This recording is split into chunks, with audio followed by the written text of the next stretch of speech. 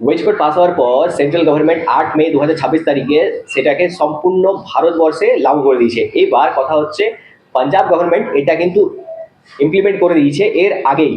তাহলে সেটার মধ্যে আনস্কিল, সেমি স্কিল, স্কিল এবং হাইলি স্কিল ক্ষেত্রে কে কত টাকা পাবে সেটা এই নোটিফিকেশনের মাধ্যমে বলা হয়েছে। এছাড়াও group A employee, group B employee, group C employee এবং গ্রুপ ডি এমপ্লয়িরা কে কত টাকা পাবে সেটা এই নোটিফিকেশনের মাধ্যমে ক্লিয়ারলি বলা হয়েছে। তাহলে চলুন ভিডিওটি শুরু করা যাক। আপনারা যদি চ্যানেল শুনেছেন চ্যানেলটি অবশ্যই সাবস্ক্রাইব করুন, পাশে যে নোটিফিকেশন বেলটি আছে ওটাকে অল ক্লিক করে দিন। আমি এরকম অনেক ইনফরমেটিভ ভিডিও আগামী দিনে নিয়ে আসবো। তার জন্য ভিডিওটি শুরু করা যাক। দেখুন এই নোটিফিকেশনের মাধ্যমে কি বলা হয়েছে, Punjab government department of labour department labour branch, দেখুন 1 মে 2026 তারিখে এই নোটিফিকেশনটি পাবলিশ করে দিয়েছে তাদের ওয়েবসাইটের মধ্যে। এখানে কি বলা হয়েছে, in exercise of the powers conferred by the subsection 3 of the section 8 of the code on wages 2019 number 29 of 29। দেখুন গভর্নর, এটা কে পাস করে, গভর্নর দ্বারা এটা কিন্তু পাস করা হয়। সেখান থেকে সেটা বলা হয় আফটার এই যে নোটিফিকেশন সেটা গভর্নর দ্বারা পাস করা হয়। সেই গভর্নর যখন নোটিফিকেশন পাস করে তখন দেখুন এখানে কিভাবে পাস করা হয়। একটি অ্যাডভাইজারি বোর্ড বানানো হয়, minimum wages advisory board for fixation the wage rates. একটি ওয়েজের যে রেট আছে সেটা ফিক্সেশন করার জন্য, মানে কি এটা ফিক্সড করার জন্য স্টেট গভর্নমেন্ট একটি অ্যাডভাইজারি বোর্ড বানায়। সেই বোর্ড অনুযায়ী সে যখন রিপোর্ট দেয় তারপরেই কিন্তু নোটিফিকেশনটি পাবলিশ হয়। এখানে রেসপেক্ট অফ অল এমপ্লয়মেন্ট, সকল employment state of Punjab with effect from 1 মে 2026 থেকে এটা কিন্তু লাগু করা হয়ে গেছে। সেন্ট্রাল গভর্নমেন্ট সময় দিয়েছিল 6 মাস, 6 মাসের মধ্যে 1 মে এটা কিন্তু স্টেট গভর্নমেন্ট লাগু করে দিয়েছে। এইবার কথা হচ্ছে পশ্চিমবঙ্গ রাজ্য সরকার এখনো পর্যন্ত কিন্তু নোটিফিকেশনটি পাবলিশ করেনি। আমরা আশা করতে পারি কি জুন মাসের লাস্টে অবধি এই নোটিফিকেশনটি কিন্তু আমাদের লেবার কমিশনের ওয়েবসাইটে আপলোড হয়ে যাবে। বর্তমানে কিন্তু লেবার কমিশনের ওয়েবসাইটটা কিন্তু কাজ করছে না, সেটা হয়তো মাইগ্রেশনের কাজ চলছে, সেটা সেন্ট্রাল স্টেটের হয়তো যৌথ উদ্যোগে সেখানে কাজ চলছে। এবার এখানে টাকা কত দিতে হবে, দেখুন এখানে এই জায়গাটা হচ্ছে, এটা সবাই আপনারা অপেক্ষা করছেন কি স্টেট গভর্নমেন্ট আমাদের ওয়েস্ট বেঙ্গলে কত দেবে। বেঙ্গল ওয়েস্ট বেঙ্গলে কবে এই নোটিফিকেশনটি আসবে, এই নোটিফিকেশনটি আপনারা লেবার কমিশনার ওয়েবসাইটে পেয়ে যাবেন। লেবার কমিশনারেট ওয়েবসাইটে এটা দেওয়া হয়। সেখানে এখনো পর্যন্ত আপলোড করা হয়নি, সেটা আপলোড করা হবে জুন মাসের 30 তারিখ থেকে অথবা জুলাই মাসের 10 তারিখের আগেই। তো আপনারা শুধু অপেক্ষা করুন, সেটা আপনারা পেয়ে যাবেন। দেখুন এখানে কি বলা হয়েছে, এখানে আনস্কিলের ক্ষেত্রে পার মান্থ হচ্ছে 13,486 টাকা, পার ডে 518 টাকা 69 পয়সা, পার আওয়ার 64 টাকা 83 পয়সা।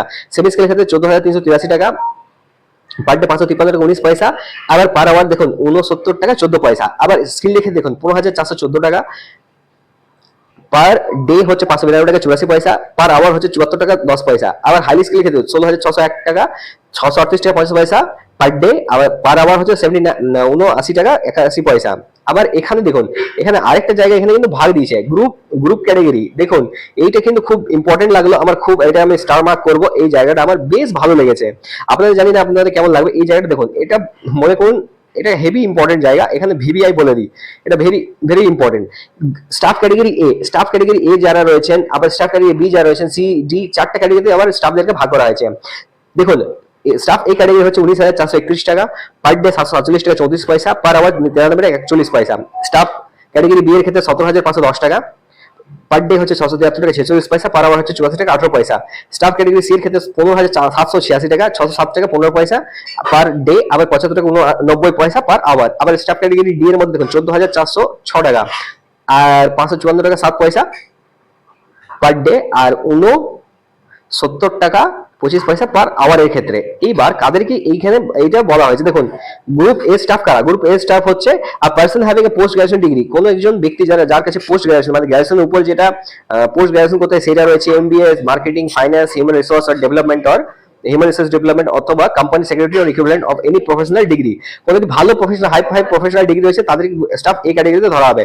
আবার দেখুন staff category B, graduate in any discipline, কোনো ওয়ার্কার যদি গ্র্যাজুয়েশন পাস করেছেন in any discipline or in an under graduate with diploma অথবা আন্ডার গ্র্যাজুয়েট মানে ক্লাস 12 পাস করেছেন, তার সাথে সাথে তার কাছে ডিপ্লোমা সার্টিফিকেট রয়েছে অথবা স্টেনোগ্রাফি সার্টিফিকেট রয়েছে, কম্পিউটার অ্যাপ্লিকেশন সার্টিফিকেট রয়েছে, accountancy supervisor staff who have take the independent decisions, যে ইন্ডিপেন্ডেন্টলি ডিসিশন নিতে পারে তারা কিন্তু বি ক্যাটাগরির মধ্যে রয়েছেন।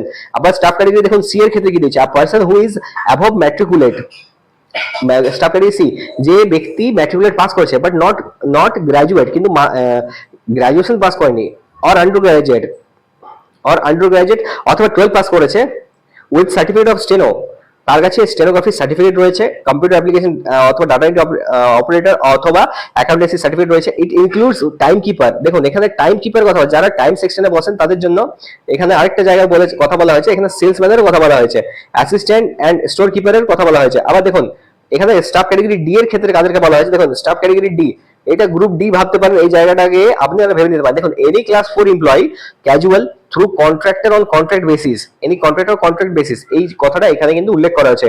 তো গ্রুপ ডি, এখানে গ্রুপ ডি হয়তো ওয়েস্ট বেঙ্গল যারা কাজ করছে তারা হয়তো গ্রুপ ডি এমপ্লয় হিসেবে নিজেদেরকে চিহ্নিত করতে পারেন। তো এই একটা জায়গা আমি কিন্তু এখানে দেখতে পাচ্ছি যে 14,406 টাকা, এটার কিন্তু একটা সম্ভাবনা রয়েছে পশ্চিমবাংলার মধ্যেও।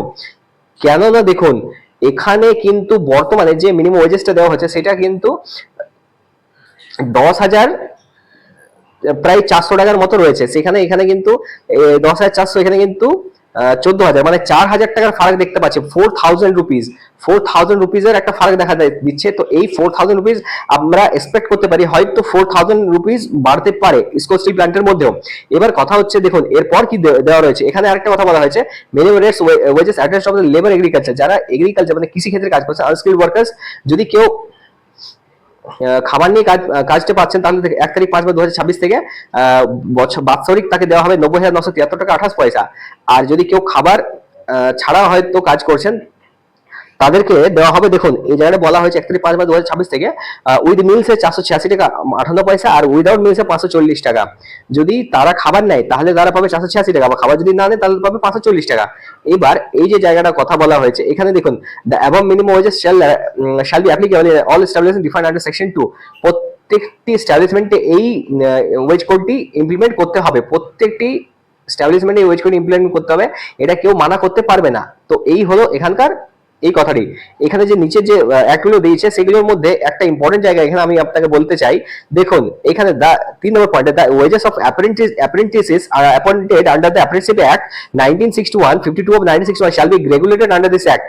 যারা অ্যাপ্রেন্টিস করবেন, হয়তো রেলের মধ্যে কোনো অ্যাপ্রেন্টিস করছে কোনো ছেলেরা কম বয়সী ছেলে মেয়েরা, তো তারাও কিন্তু এই ওয়েজ কোডের আন্ডারে তারা কিন্তু সেম পেমেন্ট পাবে যারা কাজ করবে ওই 1 বছরের কোথাও কোথাও দেখুন 1 বছরের অ্যাপ্রেন্টিসশিপ হয়, কোথাও কোথাও আবার 2 বছরের অ্যাপ্রেন্টিসশিপ হয়, যেমন ইলেকট্রিশিয়ানের ক্ষেত্রে 2 বছর হয়, আবার ডিজেল মেকানিকের ক্ষেত্রে 1 বছর হয়। আবার এখানে দেখুন কোনো ডিফারেন্স করতে মানা করেছে, যে main women transgender disable person সবাই কিন্তু সমান চোখে দেখতে হবে, সমান স্যালারি তাকে দিতে হবে, প্রত্যেকটা মাসে তাকে 26 দিনের স্যালারি দিতে হবে। এবার আর যেটা সময় সময় রিভাইজ করতে হবে, যেটা দিয়ে রিভাইজ করা হয় 6 মাস অন্তর, সেটা রিভাইজ করার কথাও এখানে বলা হয়েছে। প্রত্যেকটি রুল রেগুলেশন এখানে মানতে হবে, কোনটাই এখানে অমান্য করা কিন্তু যাবে না।